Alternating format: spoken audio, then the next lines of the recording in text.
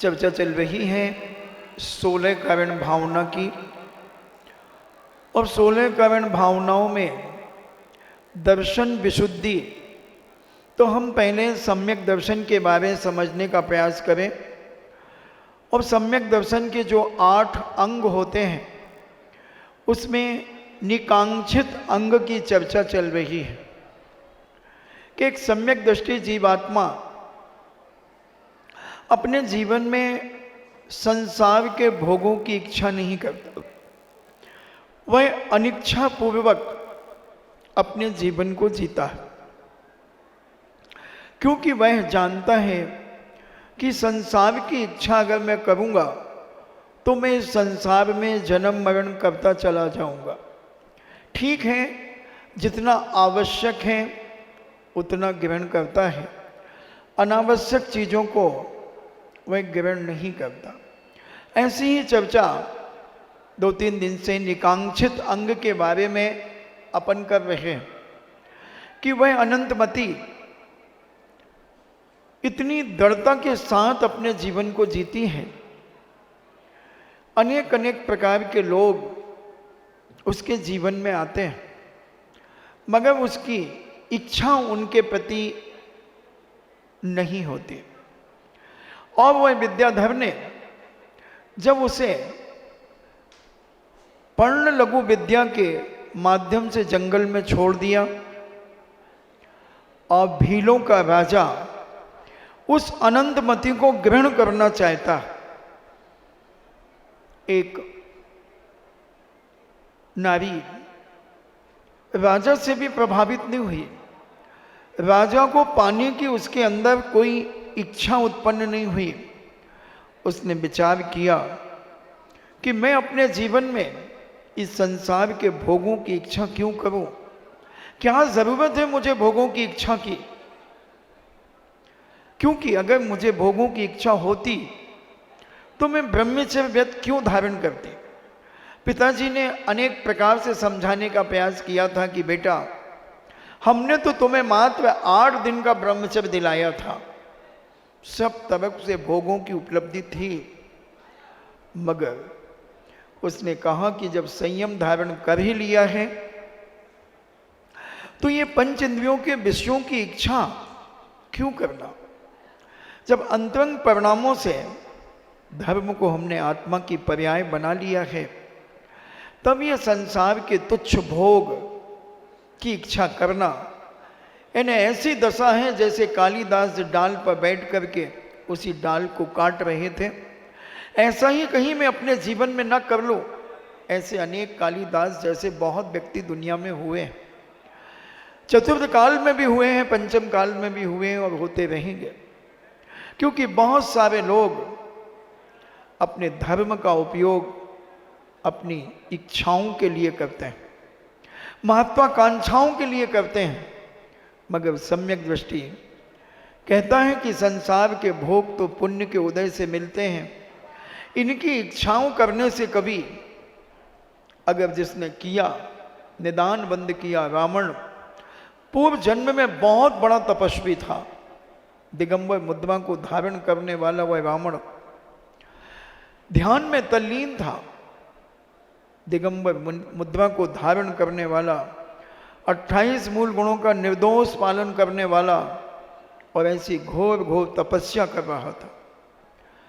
उनके दर्शन करने के लिए कोई विद्याधर अपनी दल बल के साथ जब उनके दर्शन करने आया पूज्य मुनिराज के, और बैठकर के दर्शन कर रहा था, गुणानुवाद कर रहा था, मुनिराज की उपासना कर रहा था, उसी समय उसके गुणानुवाद को सुनकर के उनका ध्यान विचलित हो गया। अब उसके वैभव को देखकर उनके अंदर इच्छा जागृत हो गई कि अगर मैं कोई तपस्या कर रहा हूं और इस तपस्या का कोई फल मुझे मिले तो ऐसा ही वैभव मुझे मिले। ये निदान बंद कहा जाता है, इच्छा कहा जाती है, आकांक्षा कहा जाती है। और उसके अंदर एक आकांक्षा जागृत हो गई, इस तपस्या का फल मुझे ऐसा ही वैभव प्राप्त हो। मैं आपसे पूछना चाहता हूं, आपके पास एक सोने की चैन है और आप किसी दुकान वाले के पास जाएं और कहें भैया मुझे एक जग पीतल का दे दो, ये चैन ले लो, कौन मना करेगा? एक बाल्टी दे दो, अब ये चैन ले लो।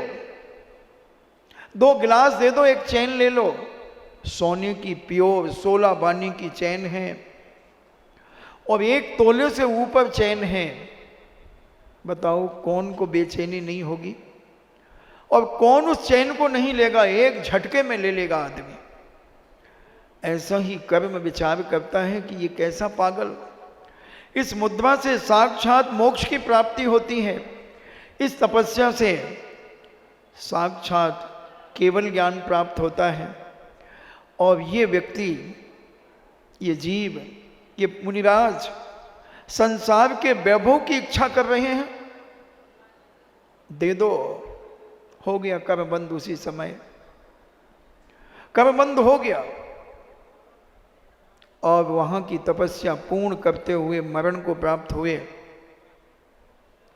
और यहां लंका में आकर के केकसी के पुत्र होने का उन्हें सौभाग्य मिल गया और सारी दुनिया ने उन्हें रावण के नाम से जाना, पति नारायण के नाम से जाना। कितना वैभव मिला। चक्रवर्ती के पास भी सोने की अयोध्या नहीं थे। 12 चक्रवर्ती हुए मगर किसी भी चक्रवर्ती के बारे में कहीं नहीं पढ़ा कि उनकी सोने की अयोध्या थी। जो जो नगरी में जिनका जन्म हुआ, तीर्थंकरों के जन्म हुए, 20 तीर्थंकरों का जन्म लगभग अयोध्या में हुआ, कम के भी हो सकते हैं, मगर किसी का भी नगर सोने का नहीं था, मगर रावण का था। रावण की लंका सोने की थी। किससे मिला था? मांगने से, इच्छा करने से। उसे मिल तो गया और निदान बंद करने से मिल तो जाता है बंधुओं, मगर उसके बाद नियम से दुर्गति होती है। नियम से दुर्गति होती है। जिन जिन ने आकांक्षाएं की हैं, इच्छाएं की हैं, निदान बंद किया है, उन्हें मिला है, मिला। मगर संसार के भोगों की इच्छा करने वाले की दुर्गति होती है। इसलिए भगवान से भक्ति करते समय इतनी इच्छाएं मत करो कि तुम्हें संसार के भोगों की इच्छाएं मत करो जो तुम्हें दुर्गति में कारण बन जाए। और वह रावण को सब कुछ मिला, 3 खंड का अधिपत्य उसके पास था। इतना शक्तिशाली, इतना वैभवशाली, सर्वांग सुंदरता, क्या नहीं था रावण के पास? क्या नहीं था? मगर ये सब संसार को बढ़ाने के लिए चीजें थी, मोक्ष मार्ग में नहीं, संसार को बढ़ाने के लिए। 16,000 रानियों का मालिक, मंदोदरी आदि 16,000 स्त्रियां रावण की रानियां थी। 3 खंड का अधिपत्य उसके पास था। पति नारायण के नाम से जाना जाता था और वैभव की क्या उसका वर्णन किया गया। लंका का माणिक, पन्ना, मूंगा, हीरे, मोती, जवाहरात आदि से उसकी लंका का वह फर्श जड़ा हुआ था। हीरा, 1-2 कैरेट हीरा लाखों रुपए का आता है। और इतना विशाल लंका का वह प्रांगण, उसका महल, उसकी दीवारें पन्ना की, मूंगा, माणिक आदि से दीवारें बनी हुई थी। विशाल जिनालय भी था। सब कुछ उसे मिला, मगर अंत क्या हुआ? अंत कितना दर्दनाक हुआ। एक नारी की आकांक्षा में, एक नारी को पाने के लिए इच्छा में इतना गाफिल हो गया, इतना गाफिल हो गया। 16,000 रानियों से तृप्त नहीं हुआ। 16,000 रानियां मिलने के बाद भी एक पर स्त्री के ऊपर दृष्टि चली गई, एक शीलवती नारी के ऊपर दृष्टि चली गई। आकांक्षाएं तो देखो, इच्छाएं तो देखो, महत्वाकांक्षाएं तो देखो, हमारी कितनी महत्वाकांक्षाएं कहां कहां चली जाती हैं। हमारी कुवत नहीं है, फिर भी हम महत्वाकांक्षा इतनी सजो लेते हैं, इतनी सजो लेते हैं कि वह महत्वाकांक्षा हमारे जीवन को भूलुंठित कर देती है, हमारी नींद हराम कर देती है, हमारा खाना पीना हराम कर देती है, हमारा उठना बैठना हराम कर देती है, और हम एक डिप्रेशन में आकर के, ऐसे अवसाद में आकर के अपनी जिंदगी को हम जीने लगते हैं। इसलिए विवेकशील व्यक्ति, जैनाचार्य कहते हैं, संत महंत भगवंत कहते हैं कि इच्छाएं इतनी करो जितनी शाम तक पूरी हो जाए, और सारी जो बची हुई इच्छाएं हैं उन्हें ऐसे छोड़ दो जैसे सोने के पहले अपने घर में घुसते ही पहले कमरे के बाद हम जूते और चप्पल और मोजे उतार करके छोड़ देते हैं, और अंदर हम बिल्कुल साफ सुथरे होकर के जाने का प्रयास करते हैं।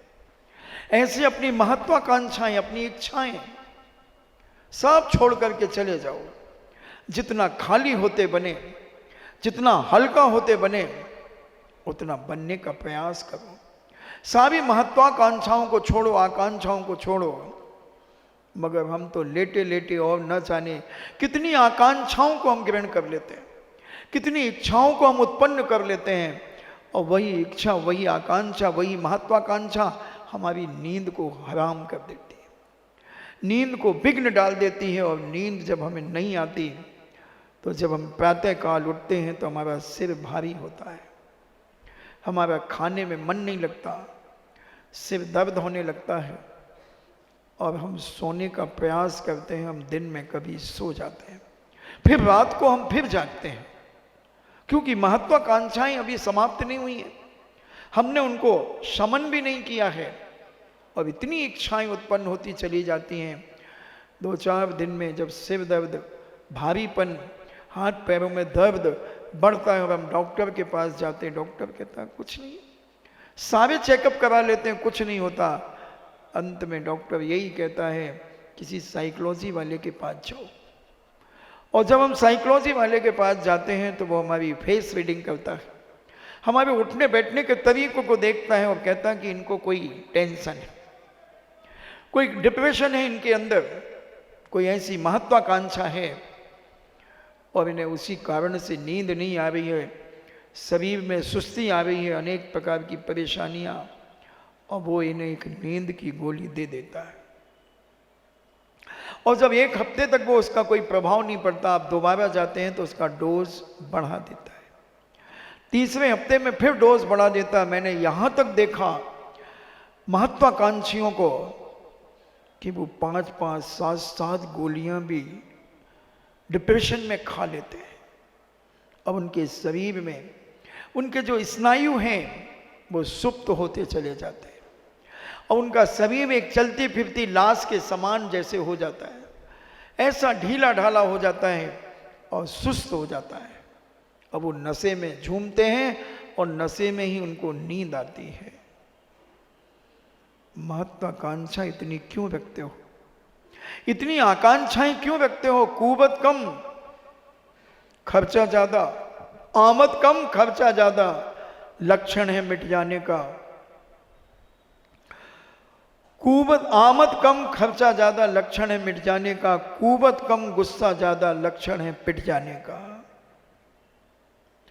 उसी प्रकार हमारी शक्ति, हमारी इतनी ही महत्वाकांक्षा, इतनी हमारी ताकत, हम बाजार जाते हैं, हम कुछ भी देखते हैं बाजार में, ऐसा लगता है कि ये हम खरीद लेते हैं, ये सूट बहुत अच्छा लग रहा है, ये सूट हम खरीद लें। 4 सहेलियां जाती हैं और देख बोले उसकी दुकान पर भी बहुत नया माल आया, रक्षाबंधन आया ना, बहुत सारे अच्छे अच्छे सूट और जीन्स आई हैं, फटी जीन्स भी आई हैं।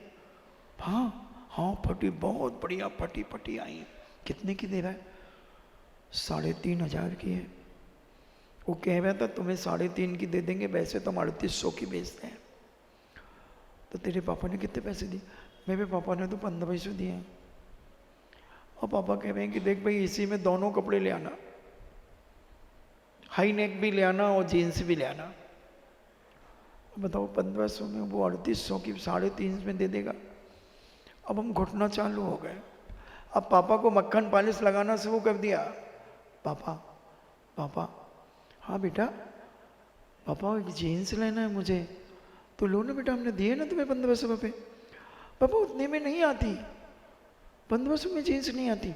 नहीं, इससे ज़्यादा नहीं देंगे क्योंकि मुझे और भी काम करना है। अभी तेरी बुआ आएगी, बुआ को भी 5000 रुपये देना पड़ेंगे, राखी बांधने आएगी। तो ये ऐसे, और हम घुटने लगे। क्या यार पापा प्लीज दिला दो ना। और तुमने इतना जोर दिया पिताजी को अपनी महत्वाकांक्षा पूरी करने के लिए। पिता को भी एक विकल्प हो गया, टेंशन हो गई पिता को कि बताओ हम अपनी बेटी की इच्छा पूरी नहीं कर पा रहे हैं। और पिता को टेंशन दी तुमने, अपना टेंशन पिता को दे दी, अपनी महत्वाकांक्षा पिता के ऊपर छोड़ दी। पिता का मन दुखी होने लगा और रात को वो भी घुटने लगा। बिस्तर में पड़ा पड़ा विचार करता है, क्या कहेगी मेरी बेटी कि मैं एक जीन्स की इच्छा पूरी नहीं कर पा रहा हूं। हे भगवान, मैं कैसा पापी हूं, धिक्कार है मुझे।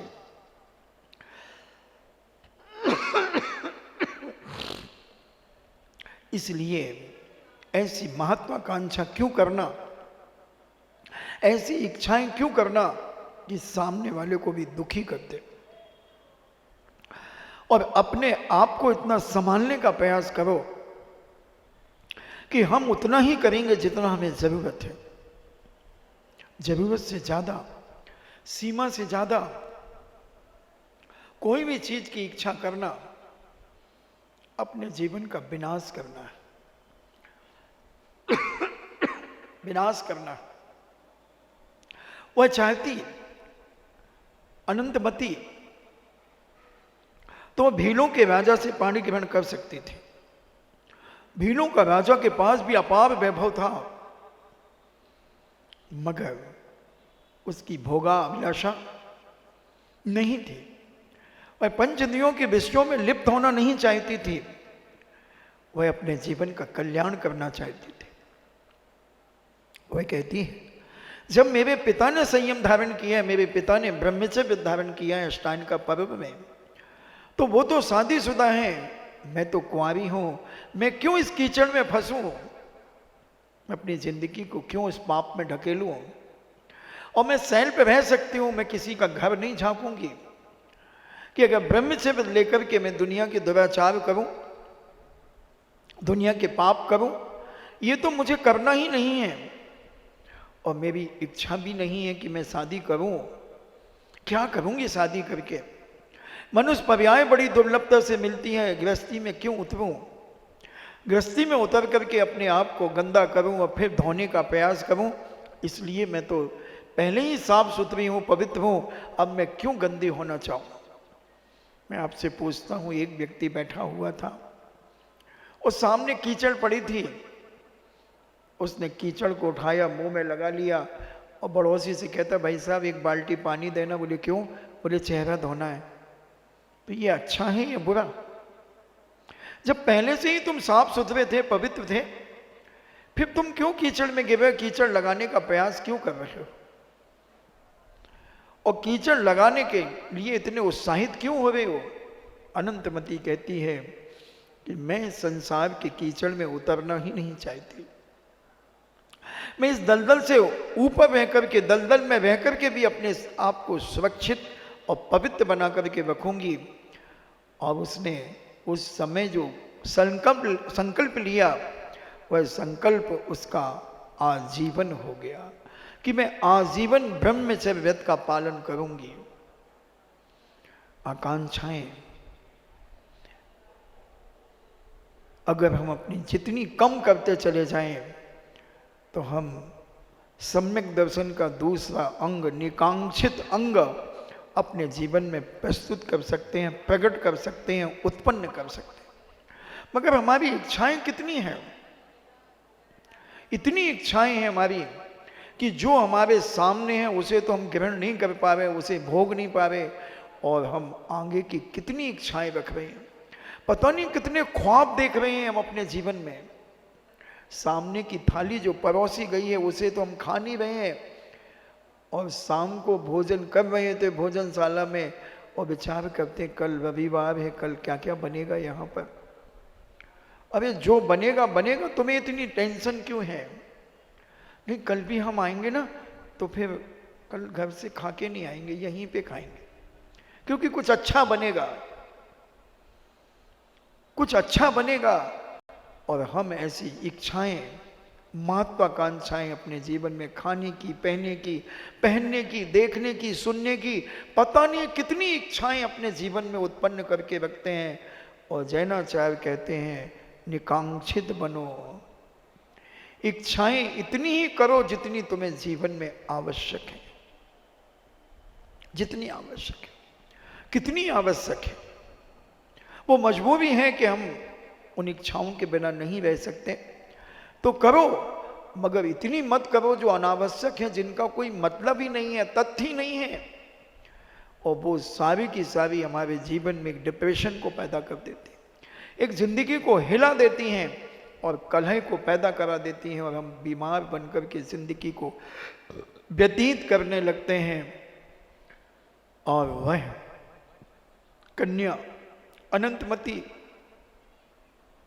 जब उस भील ने उसके साथ जबरदस्ती बलात्कार करने का विचार किया, तब उसके सील के प्रभाव से उस स्थान का जो वन देवता था वह प्रकट हो गया। अब उसने उस भील राजा की जो पिटाई की, कल अपन ने यहीं पर छोड़ करके अपन चले गए थे। पिट रहा था बेचारा वह भीलों का राजा, इतना पिटा कि वह अंत में वह विचार करने लगा, भीलों का राजा, ये कोई साधारण स्त्री नहीं है, ये कोई जरूर देवी है, ये कोई बहुत समझदार है, बहुत विवेकशील है, और ये संसार के भोगों की उपेक्षा करती है, इसे भोगों के प्रति कोई इच्छा नहीं है, कोई तृष्णा नहीं है, इसके अंदर इंद्रिय लोलुपता नहीं है, इसके अंदर पवित्रता है, स्वच्छता है, इसके विचार, इसका सोच बहुत अच्छा है। ऐसी समझदार नारी का मैं सील भंग नहीं करूँगा।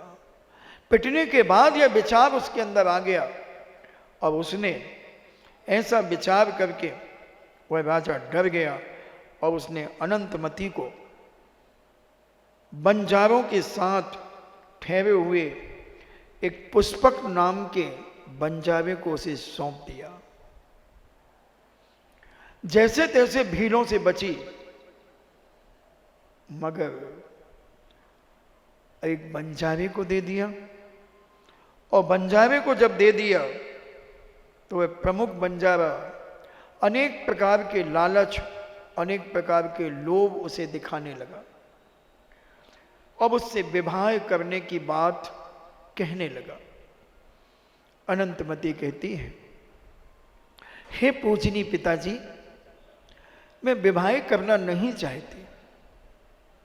देखना, जिसकी शीलता होती है, जिसके अंदर पवित्र आचरण होता है, वह अपने से बड़ों को माँ और पिता से संबोधन करती है, अपने से छोटों को पुत्रवत व्यवहार करती है, और बराबर वालों को भाई और बहन से वार्तालाप करती है। अंतरंग में उसके प्रति एक भाई का परिणाम होता है, बराबर वालों के प्रति भाई का संबोधन होता है। और आज इस भौतिकवाद में कितनी निकृष्टता बढ़ती चली जा रही है। चरित्र की किसी को चिंता नहीं है कि हमारा चरित्र कितना पतित हो रहा है। कॉलेजों की आज क्या दशा है, कॉलेजों की छोड़ो, स्कूलों की ही दुर्दशा है। ऑफिसों की क्या दशा दुर्दशा है। कोई को अपने चरित्र की चिंता ही नहीं है, केवल पैसे की चिंता है। पैसा मिलना चाहिए, चाहे कुछ भी हो जाए, हम बर्बाद क्यों ना हो जाएं, हमें पैसा चाहिए। क्या क्या ऑफिसों में क्या हो रहा है, नौकरी के नाम पर, पैकेज के नाम पर, पैकेज बढ़ाने के नाम पर, बढ़वाने के नाम पर हम अपने शरीर को बेच देते हैं, क्योंकि हमें पैसा चाहिए। इतनी महत्वाकांक्षाएं हैं, इतनी इच्छाएं हैं हमारी पैसे के प्रति। आज हमने एक दिन कहा था 65% गर्ल्स को नौकरी मिल जाती है। 65% गर्ल्स आज ऑफिसों में काम कर रही हैं। जहां देखो वहां स्त्री, विज्ञापन में देखो तो स्त्री, दुकान में देखो तो स्त्री, कहीं भी देखो, बाजार में देखो तो स्त्री, ऑफिसों में देखो, कहीं हर जगह स्त्री।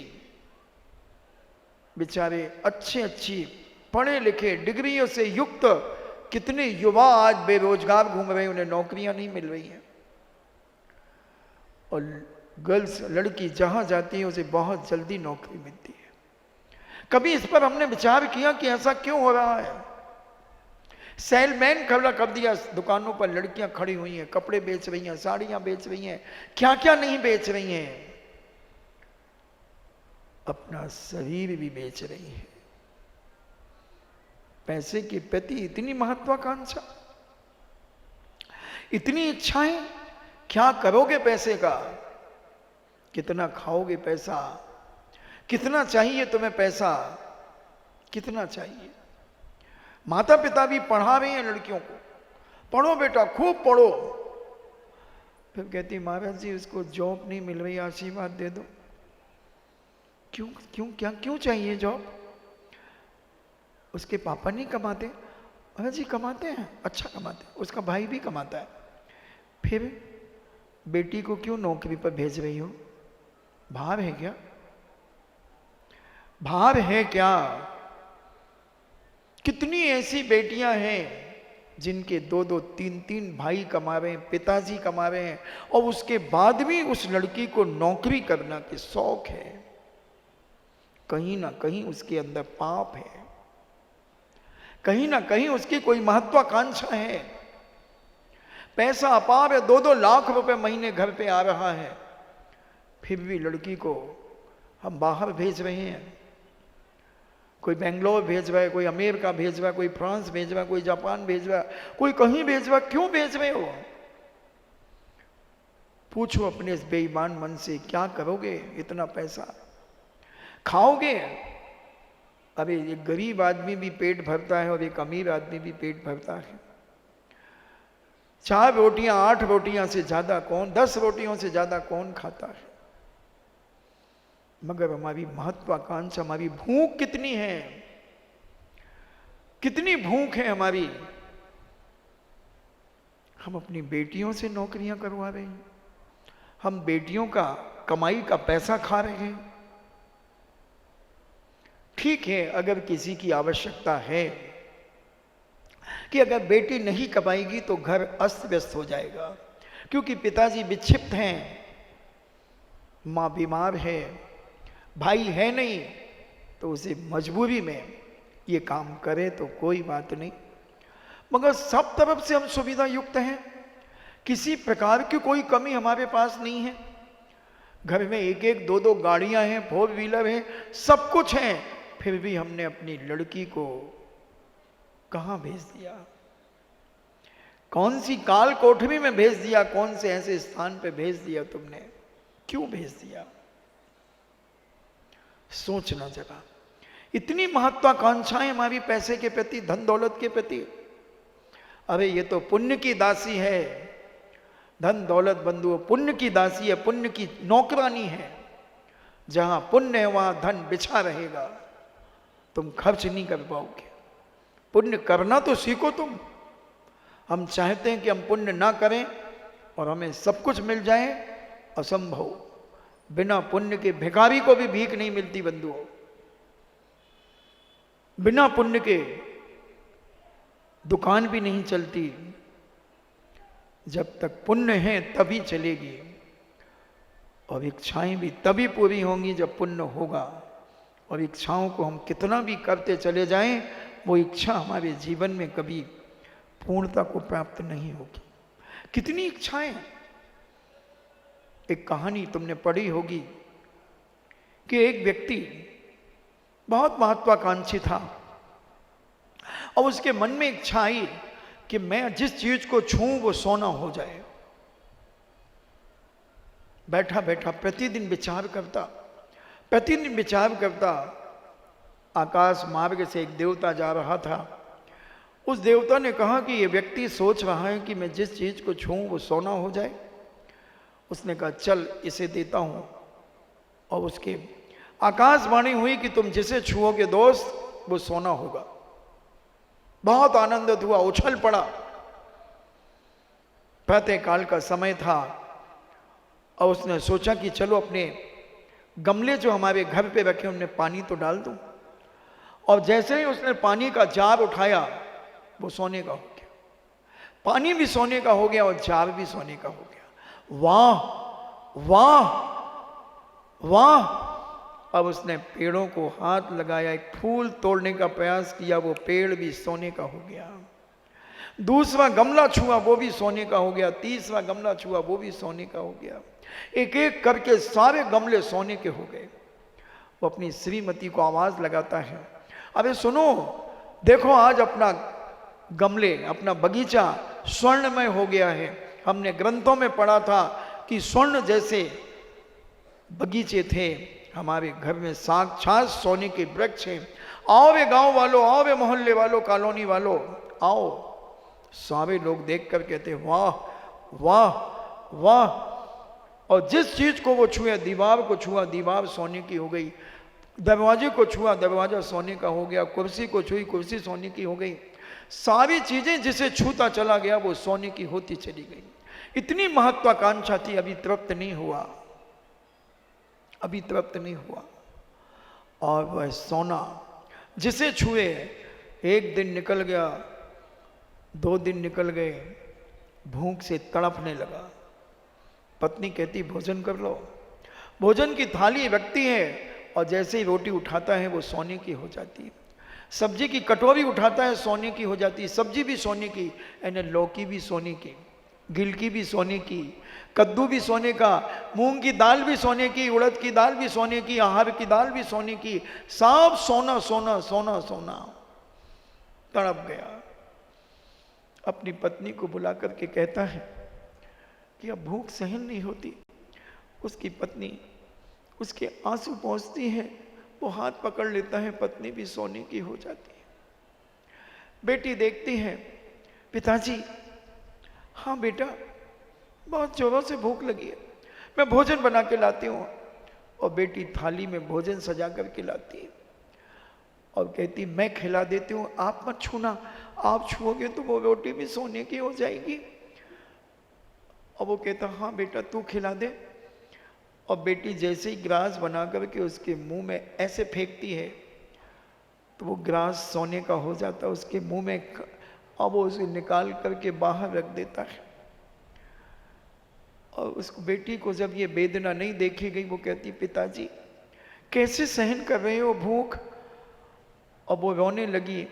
अब उसका पिता अपनी बेटी के आंसू पोंछने लगा और जैसे ही आंसू पोंछा वो लड़की भी सोने की हो गई। कितना पैसा चाहिए, कितनी इच्छाएं, कितनी महत्वाकांक्षाएं तुम्हारे जीवन में उत्पन्न होती हैं, तुम आखिर करोगे क्या। आज एक आदमी अपनी लिस्ट बनाकर दे, उसे कितना चाहिए, लिस्ट बनाकर दो दोस्तों, आज तुम्हें कितना चाहिए।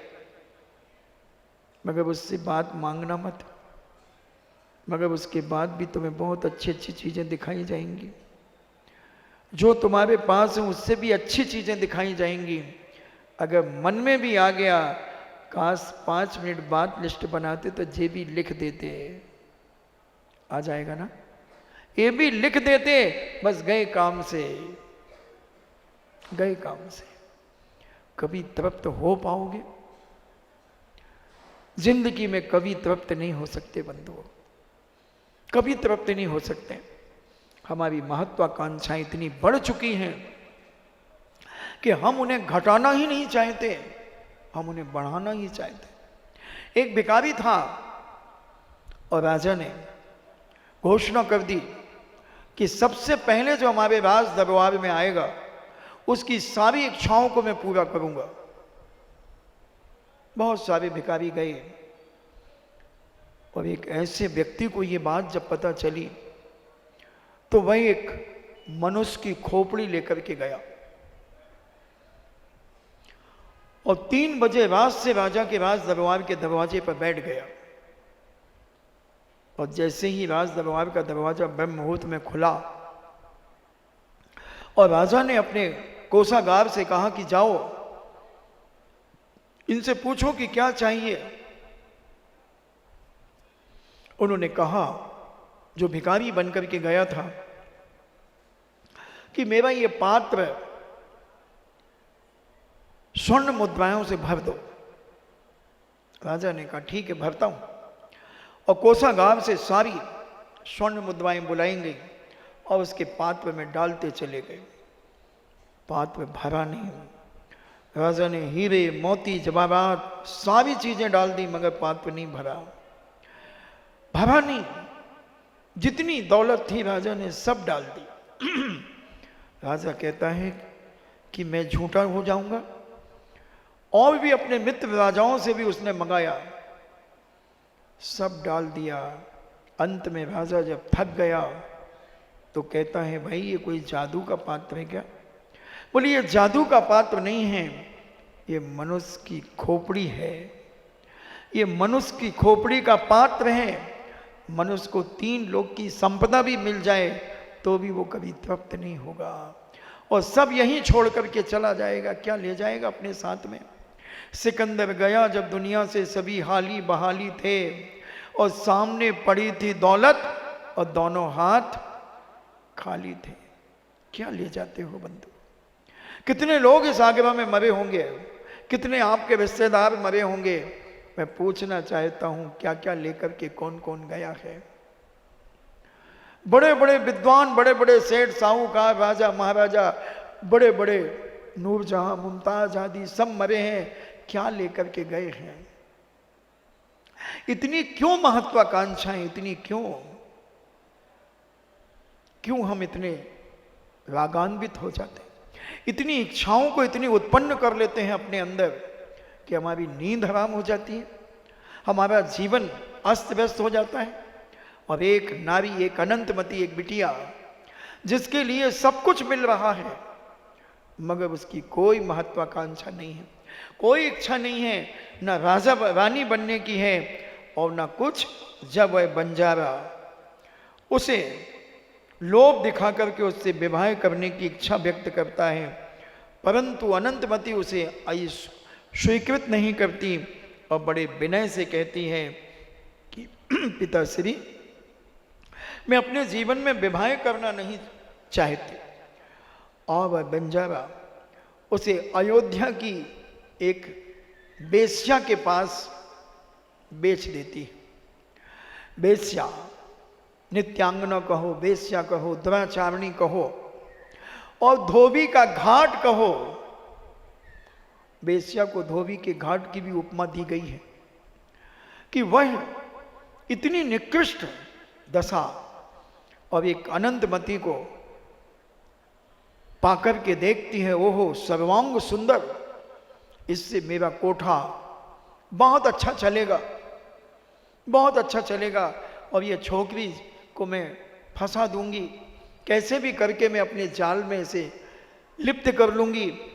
और जब वह काम सेना बेश्या उससे वेश्या व्यक्ति कराना चाहती हैं मगर वह किसी प्रकार से तैयार नहीं होती।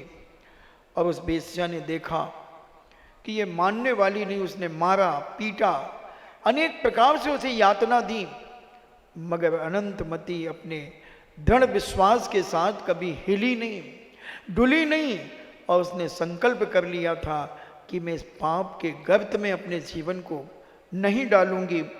और जब वह काम सेना वेश्या जब उसे अपने फंदे में नहीं फंसा सकी तब उसने सहराज नामक राजा के लिए वह अनंतमती दिखलाई और राजा ने अनेक स्वर्ण मुद्राएं देकर उस अनंतमती को खरीद लिया, अनंतमती को खरीद लिया। और राजा ने उसे बलपूर्वक उसके साथ जब बलात्कार करने का प्रयास किया, तब उसके व्रत के महात्म्य से उस नगर का देवता ने राजा के ऊपर उपसर्ग कर दिया। क्योंकि जहां हमारा सील होता है वहां पर अनेक देवता आकर के हमारी रक्षा करने के लिए तैयार हो जाते हैं। ना हमने कभी मन से अपना चरित्र को बिगाड़ा हो, ना वचन से बिगाड़ा हो, ना शरीर से बिगाड़ा हो, ऐसे के सामने देवता भी नतमस्तक हो जाते हैं। और वह राजा के ऊपर जब उपसर्ग हुआ तो राजा डर करके घर से निकल भागा। अब उसने उस कन्या को भी निकाल दिया। खेद के कारण अनंतमती रोती हुई बैठ गई, दरवाजे के राजमहल के बाहर बैठ गई और विलाप करने लगी कि हे भगवान, ऐसा पूर्व जन्म में कौन सा मैंने पाप किया कि जिस पाप के कारण मैं अपने जीवन को इस प्रकार से गर्त में डालती जा रही हूँ। मगर मुझे बड़ी खुशी है कि मैं किसी भी प्रकार की महत्वाकांक्षाओं से अपने आप को प्रभावित नहीं कर सकी, कोई ताकत मुझे प्रभावित नहीं कर सकी। धन्य वो धन कीर्ति महाराज जिनसे मैंने ब्रह्मचर्य लिया, कोई मेरा ब्रह्मचर्य खंडित नहीं कर पाया। ऐसा वह विचार करती हुई विलाप कर रही है, रो रही है। और रोने दो, अपन कल फिर उसके आंसू पहुँचने का प्रयास करेंगे। इन्हीं मंगल भावना के साथ जिनवाणी स्तुति। कल समोश्रवण का वर्णन पुस्तक पर जिन्होंने प्रश्नोत्तरी लेखन प्रतियोगिता में भाग लिया था उनको पारितोषिक वितरण होंगे। और तत्वावसूद लेखन प्रतियोगिता जो चल रही है, अगर कोई आज रजिस्टर लेता है, सिलेबस लेता है, तो जो 6 तारीख को जमा करना थी वो तो 6 को जमा होगी, मगर जो आज लेता है, अभी लेता है, तो उनके लिए 14 तारीख को जमा करने का समय किया गया है। यह सूचना आपको दी गई। जिनवाणी स्तुति।